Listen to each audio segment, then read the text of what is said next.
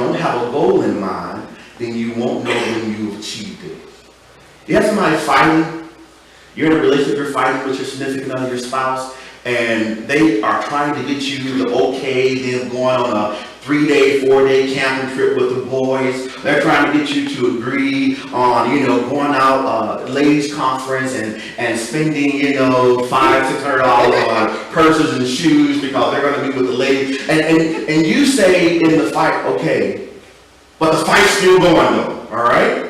The fight is still going on right now. I mean, you still have to yell and scream, and now it's deteriorating, it's coming to this huge fight. And you're following them up and down the hallway. You have those fighters that chase you. You say, okay, I'm done with it. No!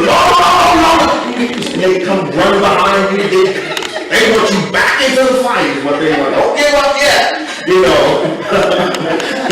And we laugh because we can identify with some of that. We've seen it in some places. So you have those fighters that will chase you down. When you go into a fight, know what you want. Write it down. So when you get it, shut up. Close your mouth. You got it. It's over with now. There's no need to keep fighting about it. I tell the story of a couple that came to my office quite some time ago. And the husband worked all day. The wife stayed home. And the husband wanted to go out with his friends from work and spend some time with his friends at work.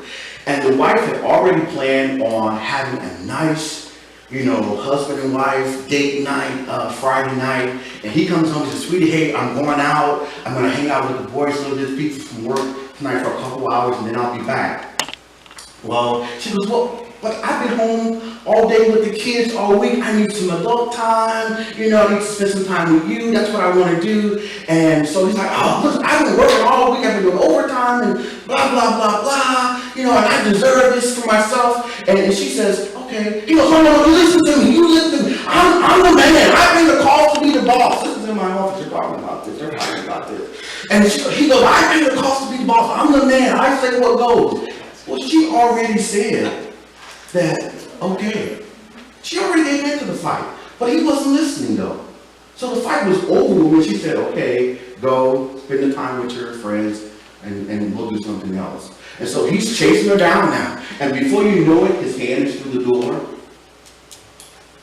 I mean, the fight is escalated now. So if you know what you want when you go into a fight, when you get it, you'll know when to zip it and the fight's over with, all right? So remain task-oriented. Here's something that I want to encourage you to be able to do is to allow your partner to retreat the fight with dignity. Allow your spouse to retreat the fight with dignity. How many know when their spouse is saying, I'm sorry? How many know when their spouse is saying, I'm sorry? Good. Some of us don't, and we need to learn that. So when your spouse is extending the olive branch, men typically will do things like joke. They'll try to make light of the situation. And so that's how we know that the male is trying to say, I'm sorry. For the female, it's totally different. The female, because our brains are different, the way we relate, the way we process things are totally different from each other. And so for the female, it's a little bit more different. The female, they want to touch. They're more intimate when it comes to saying, I'm sorry. They have subtle ways of saying that they're sorry. And so as males, we need to be in tune to how our spouse says they're sorry, and vice versa. Wives, we need to be in tune to how our husband says that he's sorry. So allow your partner to retreat from the fight with dignity. When they say, I'm sorry, let them have it. It's okay. You'll live another day to fight. Trust me. You will live another day. So give your partner a face-saving way out of the disagreement, all right? Set a time limit. I noticed that my military personnel have a very difficult time with this. I thought it would be the Marines that would have a more difficult time. The base actually has naval, Marines, and Army on the base. So we have about 60% Marines, and then we have Army, and we have a sprinkle of sailors on the base. But I noticed when I get to this particular step for fighting fire, I tell them, schedule a time for fighting. They look at me weird. What do you mean by schedule a time for fighting? You need to schedule a time for fighting. You can't fight every day all the time. You know what I'm saying? But if you take control of the fight, if you exercise rational, informed decisions when fighting, you'll be a lot better off. And so here's what I mean by that. Me and my family, for example, what we do is we typically fight around dinner time. That's when we have our fights. We organize our fights.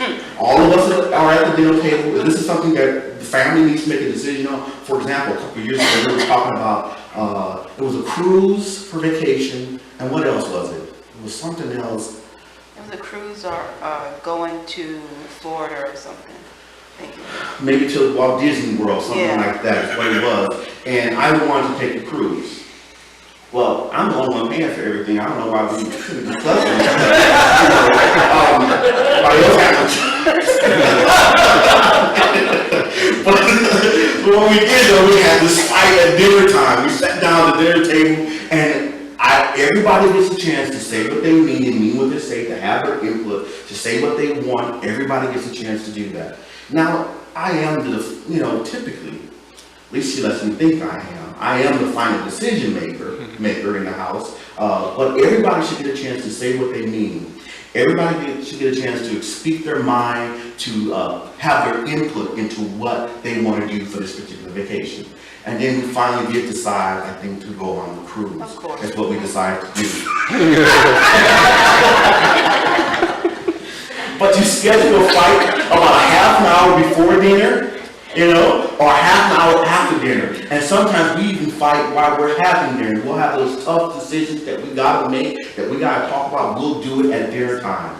And so not all of the fights will be able to be completed now during that time. And so you schedule it for the next day and you go on. I have a question. Uh-huh. And I mean, I know what you're saying, but wouldn't you also label this, what you've called it a lot of fights, but you really, I heard a word in there, it's really exchanges. It's Yeah. exchanges of information. Yeah. Is what it really is. Exactly. It really is.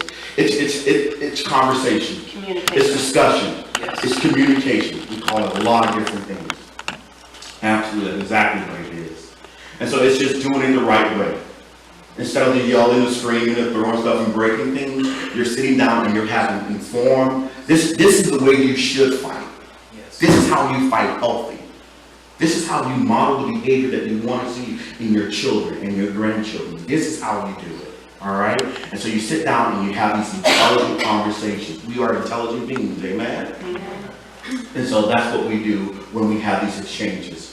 And so scheduling it is a good idea, because what you do is you say it's 30 minutes or an hour, whatever it is, and then if you don't complete it, you have it several times that week. Or you have it, some people do it once a month. I've seen people do it once a month. I've seen people do it every day of the week. When we first started, we did it every day of the week. Whenever we sat down for dinner, that's when we discussed those tough decisions. That's when we discussed those decisions that were going to affect everybody's life in the household. That's how we did it, all right? And so you don't always solve it that one night. Sometimes it goes on and on and on, and that's okay. That's okay. You don't have to solve it all in that 30-minute time frame. You have to find what works for your family, though. But what I do know is that scheduling a time to fight will reduce the amount of stress. It will reduce the amount of anxiety in your relationship, because you get a chance to write down what you want to talk about. You get a chance to sort of preempt it and, look at it and make changes to it, and then when it comes down to having that fight at dinner time, you can sit down and you can say, well, this is what I want, or this is what I want to do, this is what I think. And then you give everybody else a chance to sort of exchange that information and chew on it. And then you come to a decision. You're not going to always agree on everything. And that's okay, because remember, our